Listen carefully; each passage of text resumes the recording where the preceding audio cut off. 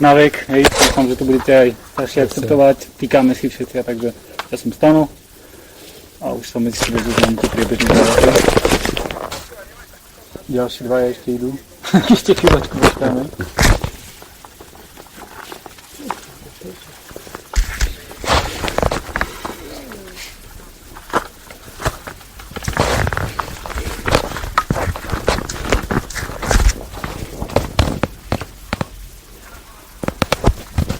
Ste niekto, kto ste vegetariáni, že vyložene odmietate mäso, ruku hore. Jeden, dobré. Bol sme aj na tento prípad pripravení, hej, že... Ja aj mám čo si za sebou okaziť. Vítajte. Dobrý.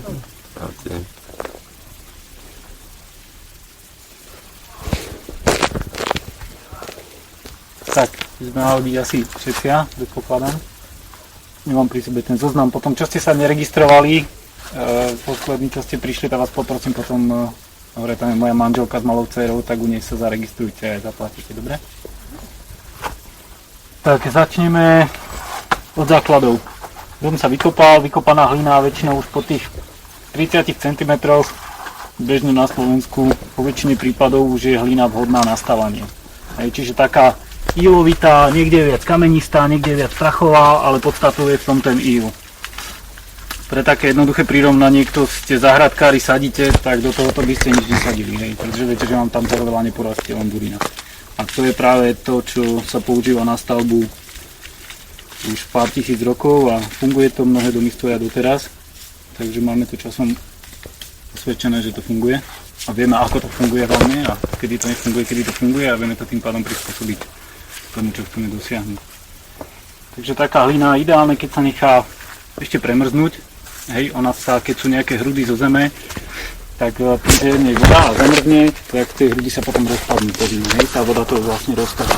A potom je to také, ako to bolo tiež také hrudovité. Keby ste to dostali dlhšie, toto už tu je, myslím, 3-4 roky, možno dlhšie. Takže už je to zase také sadnuté, hej, ale potom vykopaní po tej prvej zime, ono sa to rozbije také na prach, že nevidíte hrudy, už vidíte len vyplavené kamienky. Takže ideálne je nechať si to premrznúť, ušetrí vám to potom čas. Keby si sa tak plánovalo rok, dva dopredu stavba, vápno sa hasilo v jame, nechávalo sa rok vyzrieť, takisto hlina sa kopala, nechávala sa vymrznúť. To na Slovensku teda. Lebo už zmrzne. Nevšade si to môžu dovoliť. No a takúto hlinu, aby sme mohli použiť, pokiaľ chceme robiť konkrétne omietky teraz, tak potrebujeme, aby v nej neboli kamienky alebo častice väčšie ako 4 mm na hrubé omietky. Hej. Takže sú dve možnosti. Buďto si ju nasušíme, rozomelieme a preosejeme na sucho, hej. To je ale náročné na to sušenie a na to drvenie.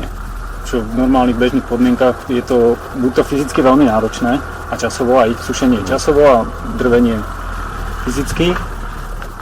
Alebo si, keď sme šikovní domáci majstri, tak si upravíme rôzne poľnohospodárske stroje na úpravu. Na drvenie je ideálny kladívkový šrotovník, kde sa len dajú hustejšie kladívka, občas dajú sa kvalitnejšie ocele a vlastne tam sa dajú hrudy hliny drviť priamo na prach v tom šrotovníku. Napríklad to je také, čo sa používa, že si to ľudia doma vypravujú.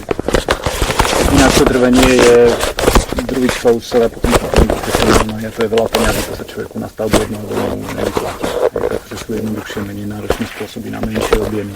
A to je spôsob, ktorý väčšinou používam aj ja, je rozmočiť hlinu vo vode. Tým vlastne rozmočím tie hrudy, poriadne to rozmixujem. Zdravím. Ahoj. Začali sme, lebo už bolo veľa hodín. Jasné. Tak sa pridaj. Takže rozmočím si to v nejakej nádobe, kde viem strčiť miešadlo, alebo dá sa to aj motikou, keď človek nemá na stavbe elektriku, hej. Všetky tieto procesy sa dajú robiť bez elektrického náradia, sú síce trošku náročnejšie fyzicky, ale je to možné. A nechám to 2-3 dní, aby tá hlina napúčala, poriadne to rozmiešam a prelejem si to cez sito. A zase to nechám, tú kašu, vlastne, ktorá mi prejde cez to sito, nechám niekoľko dní sadnúť, najlepšie v súdoch už. A ona pekne sadne dole tá hlina, na vrchu ostane čistá voda, tu zlejem a mám kašu, ktorá je ako surovina, či už to budú omietky, či už to bude výroba tehál, čokoľvek z hliny v dome, čo potrebujem, tak mám tú základnú surovinu určitej zrnitosti už, hej, že viem, že tam nemám zrnko väčšie ako 4 mm, takže viem, na čo to môžem použiť. Keď chcem jemné omietky, tam ešte menšie zrno, tak ešte jemnejšie si to, potom už z tejto, hej. To to už podľa určenia, na čo to má byť použité. Tam si pozrieť, to treba upraviť. No a ešte predtým je dobre vedieť, taká základná hlina, tu na čo vidíme, tak sú tam kamene, tie sú od nejakých balvanov až do 2 mm, to je tzv. Granulometria, od 2 mm do až 0,02 mm je piesok, potom je prach a to úplne najjemnejšie v ňom, to sú až 2000, je íl. Hej, toho tam je väčšinou, keď je ho tam 1/3, tak už je to veľmi ílovitá hlina. Hej, čiže toho ílu tam nie je veľa a my si práve tie hliny sa líšia tu, dajme tomu tam na tom kopci už by bola iná, možno aj na tom kopci by bol iný pomer toho ílu, prachu a piesku, tých troch najmenších častí. A to si potrebujeme zistiť, pretože keď je moc prachová, tak ona menej lepí. Keď je viac ílová, tak zase to môže byť íl má veľkú zmrštivosť, a keď je tam veľa, tak vlastne vznikajú praskliny. A my to potrebujeme tú hlinu upraviť, aby nám tie praskliny vznikali len také, aké je znesiteľné pre našu potrebu. Čiže musíme nazývame to doostriť. Že keď je taká mastná, to je úplne taký mastný íl, keď to namočíte, keď si zoberiete zo suda, tak je to taký mastný pocit, aj zostávajú ruky takéhoto špinavé. A sú rôzne spôsoby vlastne, ako zistiť, koľko ílu v tej hline máme. Také empirické, nemusíme mať na to laboratórium, nejaké zariadenia, sú výskumy, dá sa opierať, mám tu aj knižku pre vás, môžete si pozrieť, kde sú vlastne laboratórne výskumy hliny z Nemecka. A tam oni vlastne to porovnávajú tie rôzne hliny a takým laboratórnym spôsobom vlastne zisťovali všetky tie vlastnosti, prečo je tá hlina dobrá do domácnosti, prečo funguje, kedy funguje, ako funguje, všetko vlastne to tam majú na to. Nemci sú veľmi precízni, takže majú na to aj stavebné normy na základe týchto výskumov spravené. A my si to vlastne vieme spraviť úplne taký najjednoduchší spôsob, ktorý ja robím, keď prídem niekde na stavbu, kde ideme robiť z vlastnej hliny, tak si proste zoberiem trošku tej mokrej hliny a takto si ju rozmrovím medzi prstami a sledujem, že či tam cítim nejaké kamene, nejaký piesok. Hej, keď je taká sypka, tak to je jasné, že je veľa piesku v nej. Tu mi zostal prst síce špinavý, ale pomerne ľahko by som ho umyl. Čiže to je ďalšie zistenie, že je v nej dosť prachu a málo ílu. Hej. Keď je veľmi ílová, tak ten íl proste zostáva také až lesklé na prste a dosť zle sa to umýva vodou. Chvíľu to trvá, kým to umiete. To je veľmi ílová zem. To znamená, že tá sa musí dosť priostrovať tým pieskom. Hej, ale je to zase výborná surovina, pretože viete z malého objemu získať veľa toho ílu. Pridávate už len ďalšie suroviny. Hej. Nemusíte veľa preosievať a získavať toho, takže to je tá výhoda. Môžeme prejsť k sudom, kde už to máme preosiate namočené. Takže do extra ílovej pridáva sa piesok. Do každej sa pridáva, 80% hlín, zatiaľ čo som na Slovensku videl, tak bolo nutné pridávať piesok. Málo ktorá je taká, že má už ten ideálny pomer. Náumieť, konkrétne náumieť.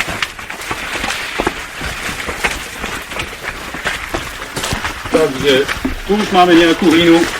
Tu sme to robili takým kombinovaným spôsobom, keďže tá hlina je dosť suchá, je dosť taká na povrchu už zvetraná. Tak sme to robili tak, že máme sito. Najprv sa to prehodilo cez sito, to hrubé, aby sme zbytočne nehádzali aj veľké kamene do tých sudov. A vlastne už túto primárne to bolo nejaké okolo 2 na 2 cm asi, takže už sme niečo z toho eliminovali z tej zeminy. Už tým prvým preosiatím. To sa dalo do sudov, rozmixovalo a tu vlastne máme už na hrubé omietky taký pomerne citový základ, citový filový. Lepí to parádne. Vidíte, že na povrchu je to len vlastne mokrá voda. Keď siahnem dole, tam už je sadnutá riadna mazlavica. Ideálny spôsob, keď si chcete robiť z vlastnej hliny na vlastnom dome, tak najlepší spôsob, ktorý ja preferujem, je to, že si vyčistím si takú tú hlinu, keď už mám takúto surovinu, zoberiem si štrk a urobím si 3 vzorky. Jedna je, dám si čistú hlinu proste na stenu, nejakú hrúbku, budem robiť, 2 cm omietku, tak si na tú stenu natiahnem 2 cm vrstvu tej čistej hliny. Vedľa toho si natiahnem tú istú hlinu namiešanú 1 k 1 so štrkom a na ďalšiu si dám 1 k 3, alebo 1 k 2, hej, keď to viete odhadnúť, tak viete asi koľko potrebujete. No a nechám to úplne vyschnúť a vidím, ako mi vznikli praskliny, ako sa to vlastne chová priamo na tom mieste, kde to budem používať, hej, aj pri tej hrúbke. Je dobré robiť si aspoň tak meter krát meter, nie je také malinké, lebo tam sa to zmršťuje z kraja vždy trošku viac. Hej, takže lepšie robiť si také väčšie tie vzorky. Ideálny je pás, ktorý má pol metra na šírke 2 metre, to je také najobjektívnejšie zistenie. A vlastne potom uvidíte, že tá hlina čistá, tá sa má na 100% pri 2 cm veľa zmrští. Niekedy aj odpadne, že sa vlastne stiahne sama do seba a oddelí sa aj od steny. To sa častokrát stane, keď je moc masná hlina.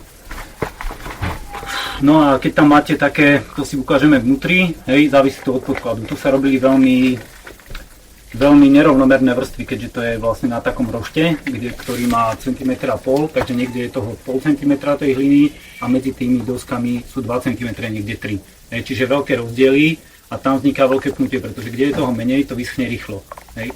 Tam sa to zmrští rýchlejšie než na tej hrubej vrstve. Tá schne dlhšie, tým pádom sa oddelia. Pretože každá tá hrúbka vyschne inak, zmrští sa inak, stiahne. Takže vznikajú praskliny. A my si musíme len vedieť, že kedy je tá prasklina ešte akceptovateľná a kedy už nie. Na to sú super tie vzorky, že už viete vlastne, čo máte za surovinu. Tá hlina, aké má to zloženie, koľko tam má. Nemusíte vedieť ten pomer, ale tie vlastnosti, dohromady, aké to má. Či je to ihlovité, prachovité, pieskovité. To proste tá vzorka vám to povie. Takže môžeme si to ukázať donútra, kde budeme miešali. A vlastne na elimináciu toho pnutia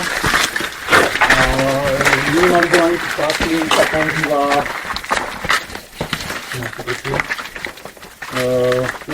nejaké vlákna. V minulosti používali, tá slamata sa používala takmer všade na svete. Buď to plevy alebo slama z čohokoľvek, kde tu mali dávali.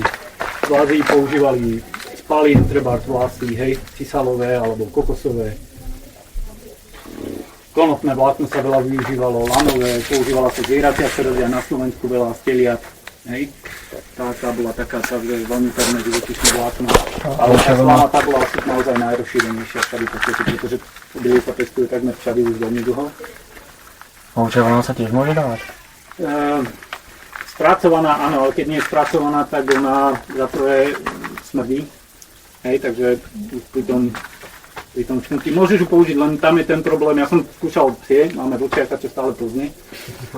Skúšal som to, zle sa to zapracovalo do tej zmesi, pretože keď to tam chceš rozmiešať, tak sa ti to bude naťahovať na miešadlo. Takže je to trošku problém spracovať, preto sa to asi moc nepoužívalo, pretože mäkké ohybné to vlákno. Treba by bolo trošku pevnejšie. Môže ako ono v tej omietke má funkciu, bude ju tam plniť, ale zle sa to rozmiešava, tým pádom vznikali mi tam proste také hrčky. A to už nebolo, tá zmes nebola vlastne taká súrodá, taká kompaktná, takže moc to nedoporučujem.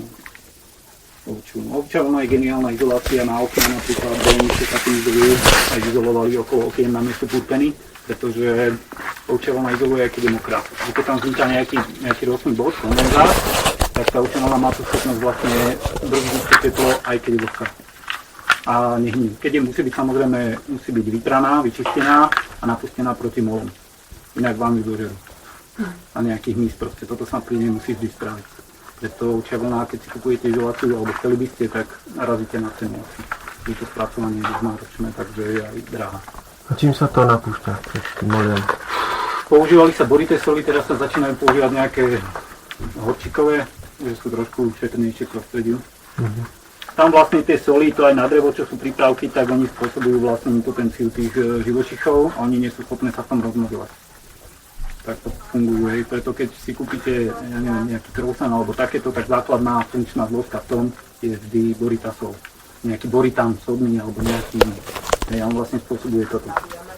Preto keď s tým človek pracuje, tak je lepšie, keď neprichádza s týmto kontaktu, bo vo väčšom množstve to môže spôsobiť aj na vlne.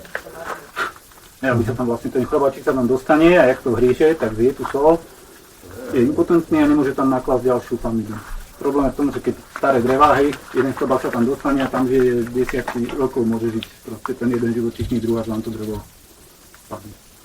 Tak toto funguje a takisto to je vlastne aj s tou ovčou vlnou, keď vám tú izoláciu napadne nejakých míst, tak vám ju vlastne degraduje a prestane vám to fungovať.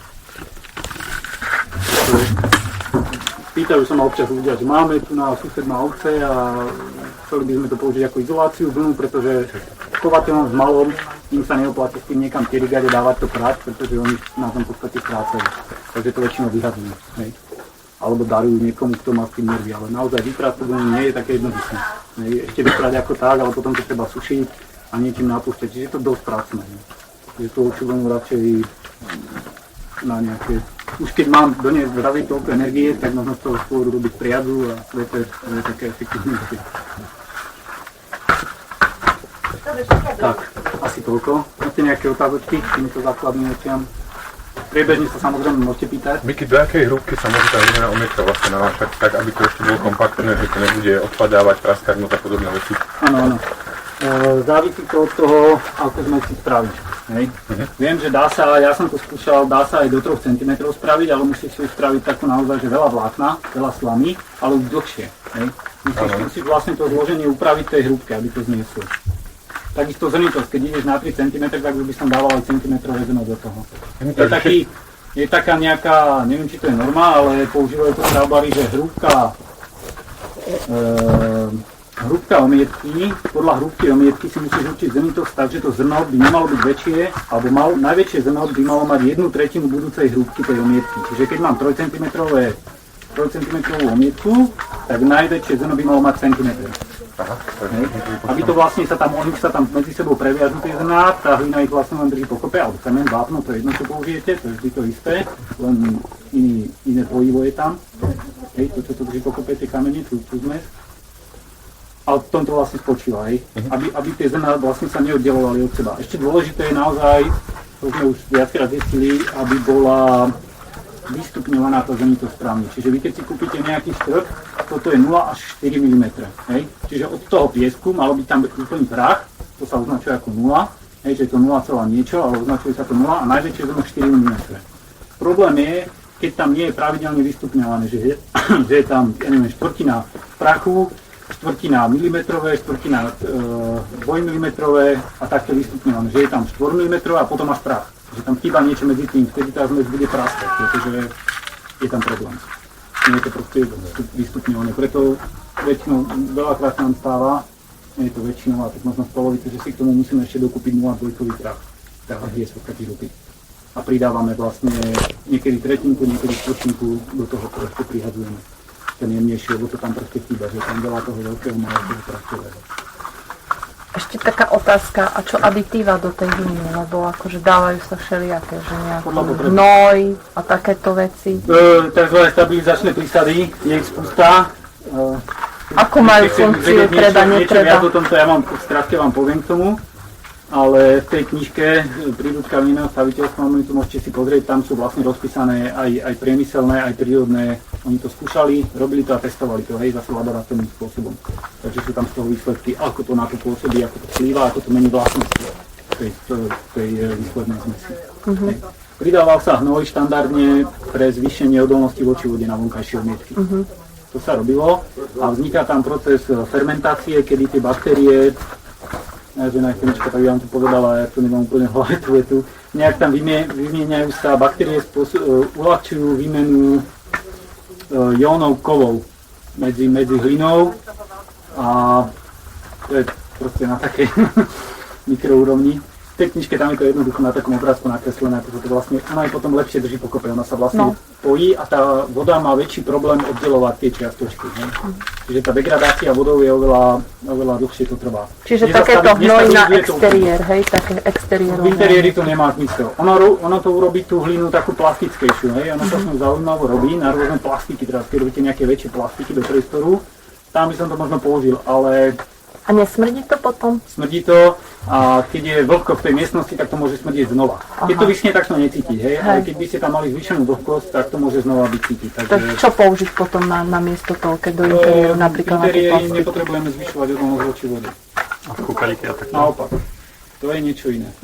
Tam už by som nepoužil hlinu priamo na to. Ale aj to sa dá, hej? Cadillac, samozrejme, to je ideálna kombinácia je hlina a marocký štuk, to je ale vápenné, tam nie je hlina v tom, hej. aha. To je viacej možností, používame stavebné materiály, ktoré používam ja ako profesionál a moji kolegovia sú hlina, hlinené omietky, marocký štuk, to je vlastne na vápenej báze a japonské omietky. To je kombinácia vápna s hlinou. Ale je to proste tak vystupňované. Marocký štuk je absolútne odolný voči vode, robí sa to umývadla, váňa sa z toho dá spraviť, je sprchovej kúty, čokoľvek, čo potrebujeme mať absolútne odolné voči vode. Ale nie je odolné voči mrazu, čiže do exteriérov nepoužiteľné. V našich podmienkach, v Maroku áno, tam s tým robia fasády, hej, ale tam sú iné podmienky. Potom je hlina s vápnom, tie japonské umietky, tie sa dajú robiť za umývadla, niekde, kde je len stekajúca voda. Čiže oni nie sú dlhodobo odolné voči vode. Dajú sa umývať, je to v podstate vyzerá to rovnako ako marocký štuk, takmer. Ale tým, že je v tom hlina, urobil by som z toho umývadlo, tak cez malinké pory by si niekde voda mohla nájsť cestičku v tej hline a ten il by proste napúčal. Čiže tie japonské sa dajú použiť na miesto obkladačiek, ako keby. Ale nie do sprchového kuta, tam už by som to nedával. Tam už radšej marocký štuk. A potom hlina všade tam, kde priamo nedoprskne voda, alebo len minimálne. Takže asi tak to sú tie základné prírodné veci, že vieme nahradiť. Je to adekvátna alternatíva k tým štandardným nejakým konvenčným materiálom. Ale treba to samozrejme rozumieť tomu, pochopiť ten materiál, kde ho môžem použiť, aké má vlastnosti a následne aj tá aplikácia musí byť aspoň trošku dobre zvládnutá. Aby to malo nejakú životnosť, lebo potom obzvlášť v marockých štuk je to dosť drahá záležitosť, lebo tam sa pridávajú ušľachtilé materiály, tam je kvalitné vápno hydraulické, ja tam dávam žulový prach, mramorovú mučku a také drahšie veci, čiže tam pokaziť to je nielen strata času, ale aj peňazí. Hej. Takže tam je dobré buď si to dať spraviť, alebo ísť na nejaké kurzy. Nie je ich veľa, ja viem čo viem, to sa robí jeden do roka v Arture, v Hrubom Šúri. Ja by som to robil, ale nemám na to čas ani priestor momentálne, takže možno si radšej počkať a ísť na ten kurz tam, alebo si zaplatím nejakého, ja to robím, takže na marocký štuk som zatiaľ nerobil, ale ponúkam to aj tak, že prídem to niekoho naučiť, kým budem. Na nejakej časti sa to dá vyskúšať. Pozývam ťa na dovolenku. Tak niekedy potom si to aj môže vyskúšať, hej, z nejakého, ja urobím takú lacnú zmes, kde si to ten človek len techniku nacvičí a potom s tým drahým materiálom musí to spraviť. Aj tak mu to nedá robiť, musíš robiť ty. Tam človek to vyskúša a uvidí, či na to má alebo nie, hej. Takže takto. Ešte nejaké otázočky? Koľko slamy na kýbel, koľko zmesi? Prejdeme teda k príprave zmesi, si to tam presujú. Joko? No. Koľko sme dávali posledne zmes? 1:2? 1:2. Takže bola hlina 1 diel, 2 diely štrku a slamy musíme si vyrobiť mierku. To je také, že ja to robím odhadom, ale teraz sme robili tú prvú. Tá bola práve hrubšia. Tak poďme teraz dovnútra. Nejaké nestačí, že sa vojdeme.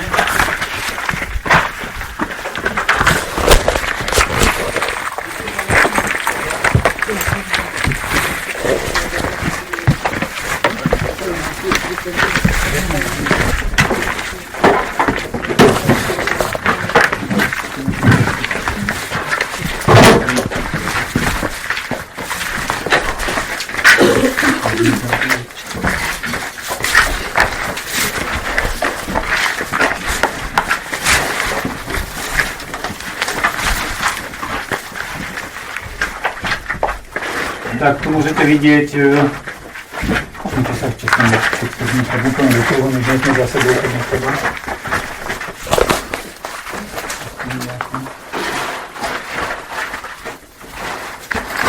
Tu vlastne vidíte kombináciu hlinené tehly. Tieto sú priemyselne vyrábané, boli určené pôvodne na výpal, ale tehelňa krachovala a ostalo proste niekoľko desiatok tisíc tehal nevypálených hlinených, čo je super výhoda pre nás, pretože na Slovensku sa hlinená tehla normálne kúpiť nedá. Toto je náš jediný zdroj, tehelné presolami, kde robia ešte tieto derované, ale tie už ani nemajú, už majú len klasickú plnú tehlu hlinenú pred výpalom. Výhodou okolo 30 centov. Táto má dva formáty, táto má je proste plná, to poznáte, červená tehla plná, tak to isté len je nevypálená. Prečo ste tam dávali takúto ani normálne hlinenú? Pretože tehelne používajú vyčistenú hlinu. Keby ste spravili takúto tehlu ručne, tak vám veľmi dopraská. V nej je pridávané minimum. V tejto vlastne nie je nič, tam je len nejaká zvyšková antuková trť z nejakých škridiel a tak. Ale malinko tam to je proste takmer čistá hlina. Keby ste ju vyrobili ručne, že by nebola tlačená na lise, tak by dopraskala. Hej. A oni to robia premyslené tým, že je to určené na výpal a po výpale tá tehla má proste svoju pevnosť. A problém je s tým, že keby sa aj murovo, vidíte, že sú murované takto, dierami horizontálne. Keby ste vymurovali štandardne, ak sa murovalo a toto namočíte, tak to napučí. Vy to namočíte, natiahnete na tú umietku a tam vám padne dole. Na 80% by to stalo. Pretože tým, že je to, môžeme si to ukázať aj jednu vonku namočím a uvidíte, čo sa s tým stane s tou tehlou po chvíľke, hej. Samozrejme.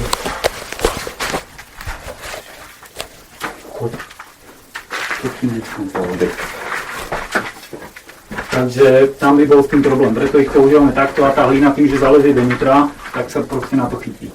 Hej, ona tam zalezie, zaschne a už tam drží. Takže to je taký lepší spôsob.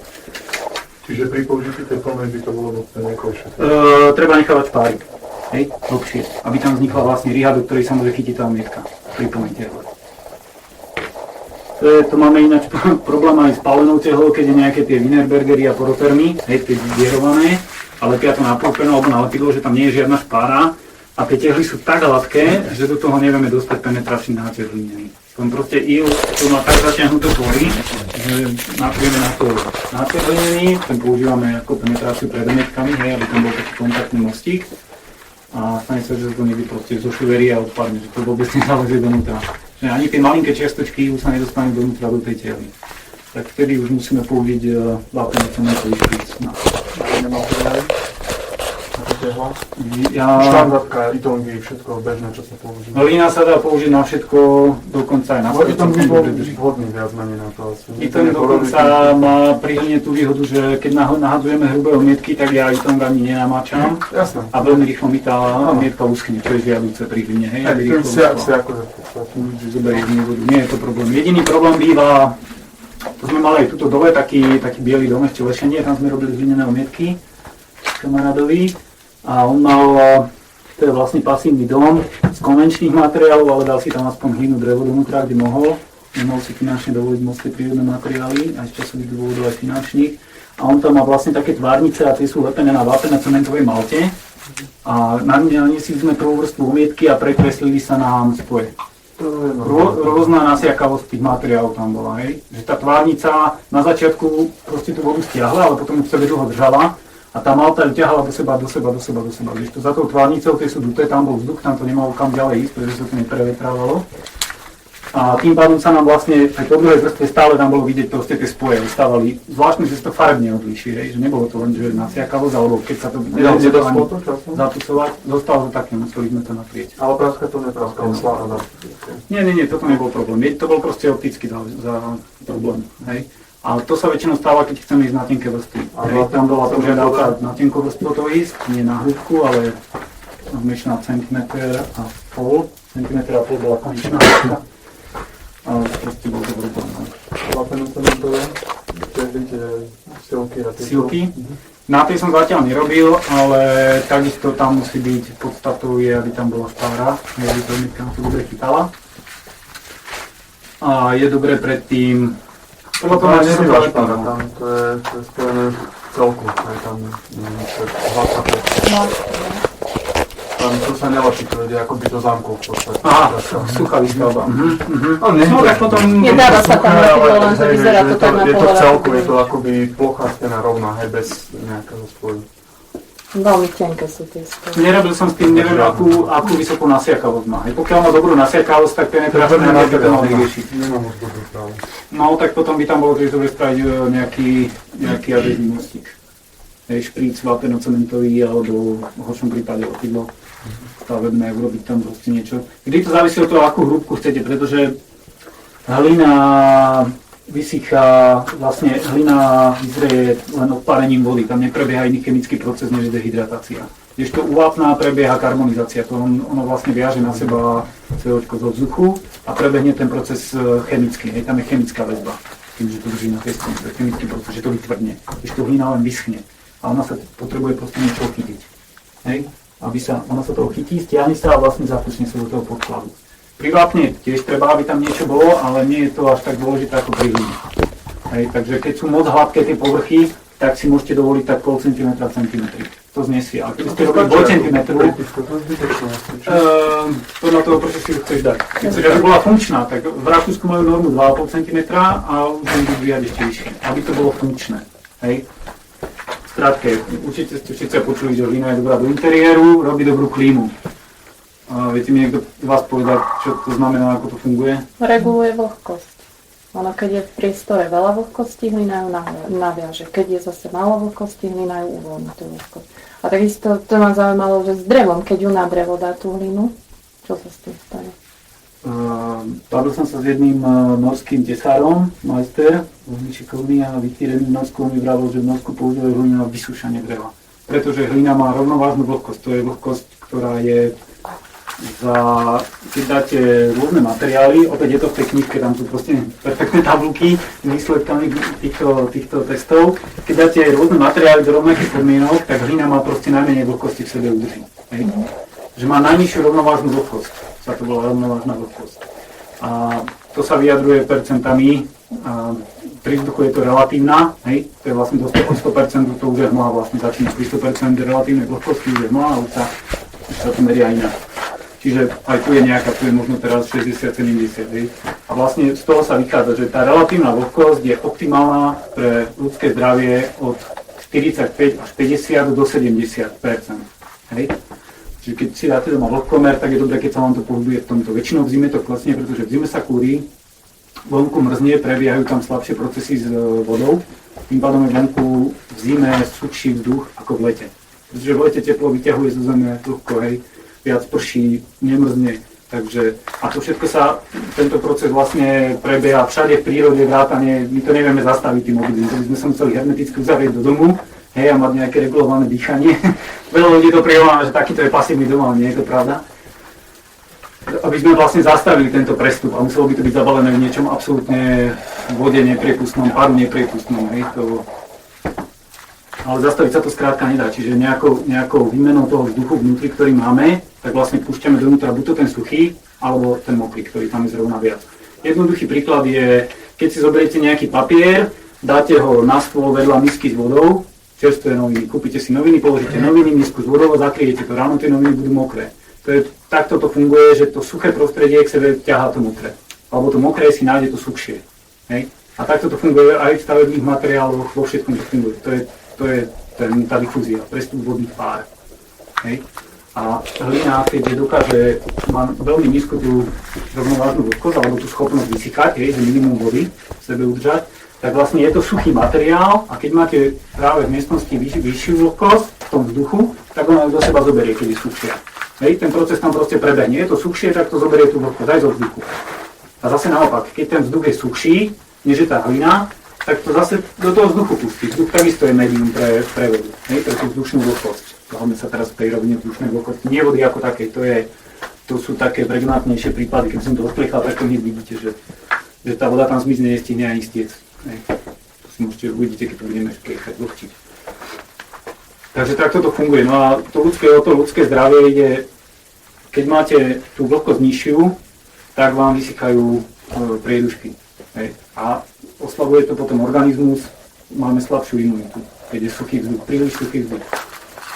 A naopak, keď je príliš vlhký, že je to 80% alebo viac, úplne cítiš, že sa tak ťažko dýcha, že keď je teplo, keď ste niekde, jak v džungli sa hovorí, že je horko a strašne vlhko, ťažko sa dýcha, tak zase vznikajú spory a rôzne mikróby a dostávajú sa nám zase do plúc a zase nám to oslabuje imunitu, keď je príliš vysoká vzdušná vlhkosť. A to je to, čomu sa hovorí, že je tu klíma v dome. Preto je dobré mať tú vzdušnú vlhkosť, inak nazývané klíma, v televízii, v rádii, v časopisoch to nazývajú tak a funguje to takto, o toto tu ide. Preto tá hlina je dobrá do obydlia, pretože či je to sadra, či je to vápno, všetky tieto materiály pracujú s tou vzdušnou vlhkosťou. Ale ani jeden nie je tak rýchlo ako hlina. Ona to proste do seba dokáže veľmi rýchlo pojať a veľmi rýchlo zase pustiť. V tom to celé spočíva. Preto je tak dobrá do obydlia a zdravá. Hej, takže že je zdravá, znamená toto v praxi, aby ste to mali jasné. A tá hrúbka? Závisí to na okolnostiach, no minimum by som doporučoval 2 cm, hrubá, jemná, hej. Aby to už trošku fungovalo. Závisí to samozrejme na veľa veciach. A na hmotný návrh? Musia byť dýchus niečo maximálne otvorené. Čo je odporučené, alebo to...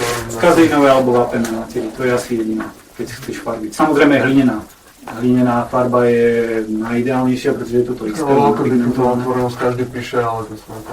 Treba si pozrieť to číslo a porovnať ho s číslom hliny. To je jednoduché. Tabulka, technický list, tam si to nájdem. Aj Primax, aj Igelit má difúznu otvorenosť. Je difúzne otvorený, to je prahová hodnota oproti alebo vápno. Štruktúra tam je len vidno.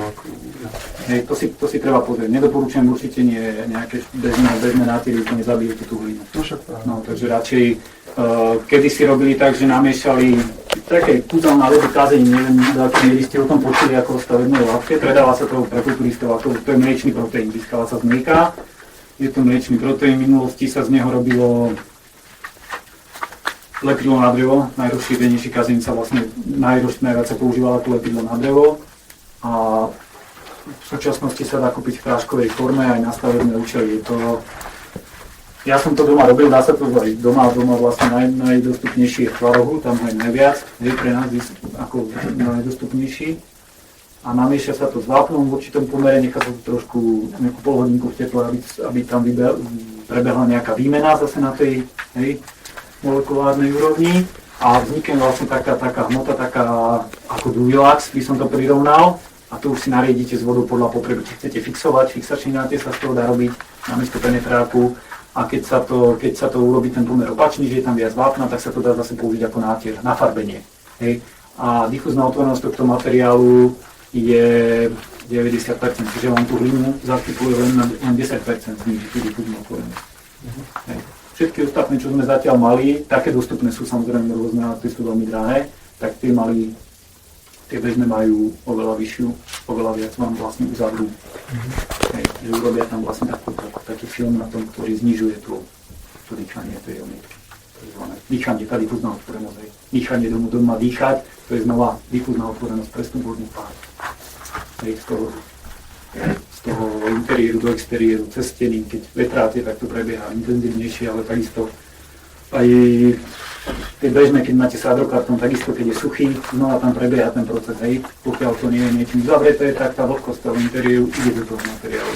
A stáva sa práve problém plesní, že tá vlhkosť zalezie niekde donútra toho materiálu a drží sa tam dlho, nejde von.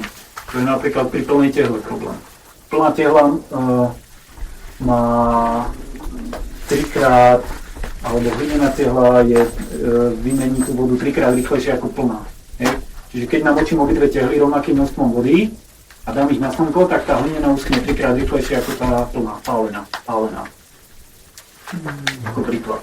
Hej. Trojnásobne rýchlejšie, čiže ona tú vodu síce dovnútra ju zoberú pomerne rovnako, hej, ale do hliny dostanem tej vody viac. Tá pálená sa proste nasytie, už prestane príjmať. Hej, už to rúkšie trvá, kým to vlezie, kdežto tá hlina ju stále túca. Takže to je ďalšia taká výhoda. Tam je tých parametrov je veľa, aj ktorí ste si to chceli pozrieť, tak v tej knižke nie je to problém, ale je to naozaj, to voláme, že hlinárska biblia, lebo to sú vlastne všetky takéto odborné základy.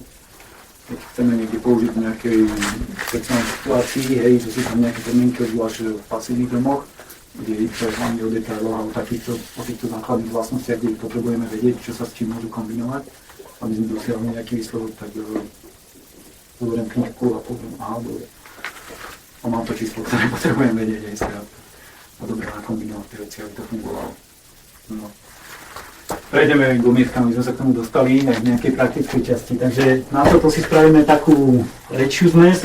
Táto tehla nesmie sa moc vlhčovať, hej. To si len tak poprášime. Dôležité, keďže dávate hlinenú omietku, aby to nebol ten podklad suchý. Obzvlášť, keď je to hlina, hej. Keď dávate na iné materiály, tak je dobré robiť si, rozmiešať si tú kašu s 0,2 pieskom a urobiť si vyložený taký špric. Jak sa robí z cementu, tak takisto si ho urobíte z hliny. Ale nesmie tam tej hliny byť veľa, hej, aby to zase nebola roztvička, tam vám to praská, aby to bola taká riedka voda. A normálne sa tým natrú, keď sa to staré tehly, to je jedno čokoľvek, hej, okrem hliny. Hlinu samotnú stačí navlhčiť. Jedine, keby ste mali nejaký starý hlinený dom, zmeniť tehal alebo nabíjanicu hlinenú, tak tam to doporučujem, pretože tam je, keď sa osekajú omietky, alebo väčšinou je proste na vrchu prach.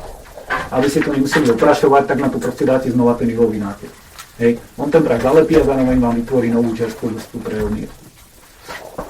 No a tým pádom toto len posplecháme, aby to nebolo suché, hej, a tá hlina vlastne je taká väčšia. vám to bude asi oveľa rýchlejšie schudnúť ako na týchto stenách, pretože tu je tá masa suchej hliny veľká, hej.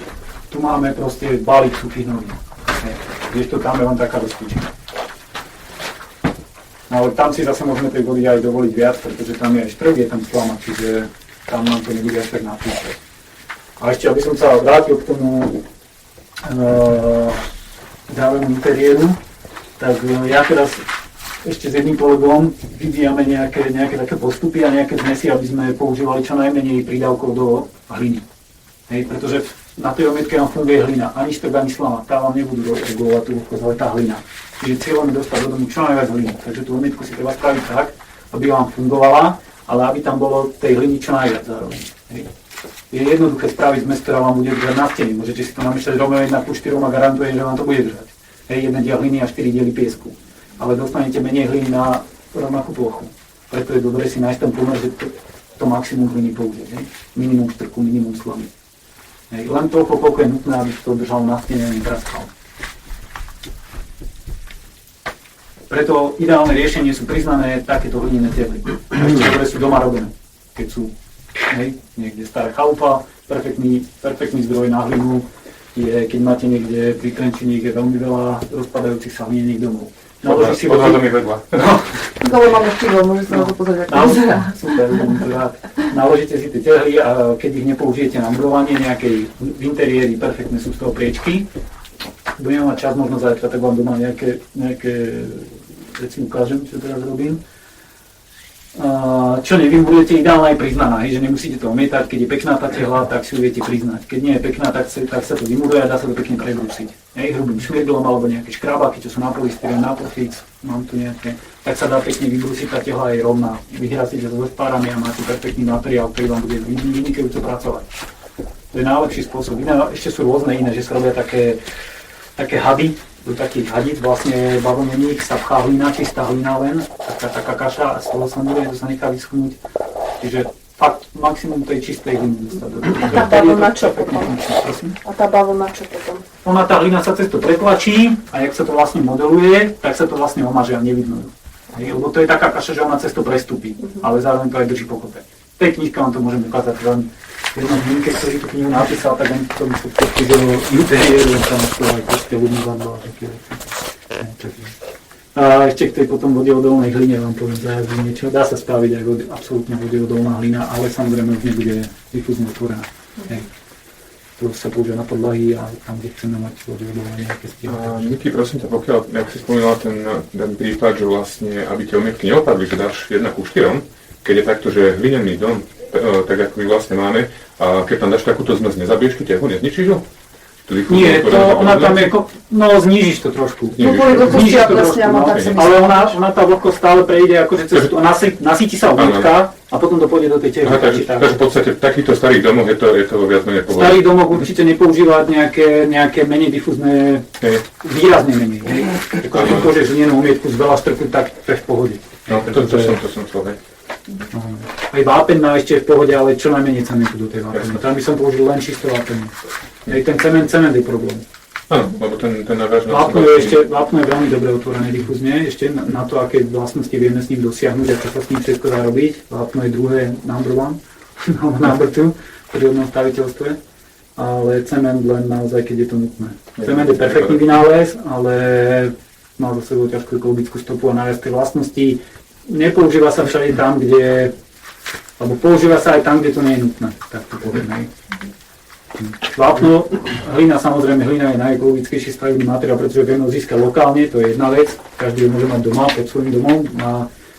Na 80% niekde tie hliny sú trošku problematické, alebo ten prístup nie je problematický. Potom je vápno, pretože vápno pri spracovaní síce sa vyprodukuje nejaké CO2, lenže ono keď vyzrieva, tak zase na seba viaže naspäť, čiže ono má nulovú stopu CO2. Jediná záťaž je tam pri doprave. Hej. A potom sú všetky ostatné. Preto to vápno je proste super. A je antibakteriálne, čiže dezinfikuje a má veľa využití, ale hlavne v stavebníctve teda je fajn. A je vodeodolnejšie než hlina, čiže na fasády slamených domov sa väčšinou používajú vápené omietky. Čiže rozdelíme sa do skupín, hej, ja vysvetlíme si všetko na začiatku spoločne, potom sa rozdelíme do skupín a ja budem medzi vami behať, keď budete potrebovať ďalej vedieť. Tak jedna partia bude, môže začať preosievať, to stačí, keď budú dvaja, pretože máme teraz niečo namiešané, ale bude sa nám to míňať, hej? Tak aby sme mali postupne stále namiešané na zajtra, prípadne. Ďalšia partia bude miešať, budeme potrebovať, keďže začneme od vrchu, tak budeme potrebovať nejakých dvoch, ktorí budú prepravovať materiál hore. Máme tu platku. A postup toho miešania, to vám ukážem na mieste, kde sa to vlastne z púlika dáva niekde sem do kalfasov, touto naberačkou.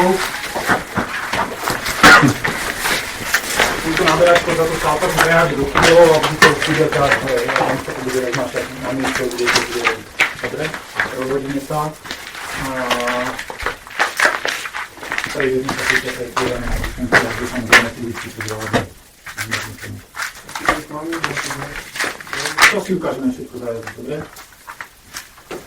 Takže dáme si maličkú prestavičku 50 minút, lebo mám úplne vychudované hrdlo.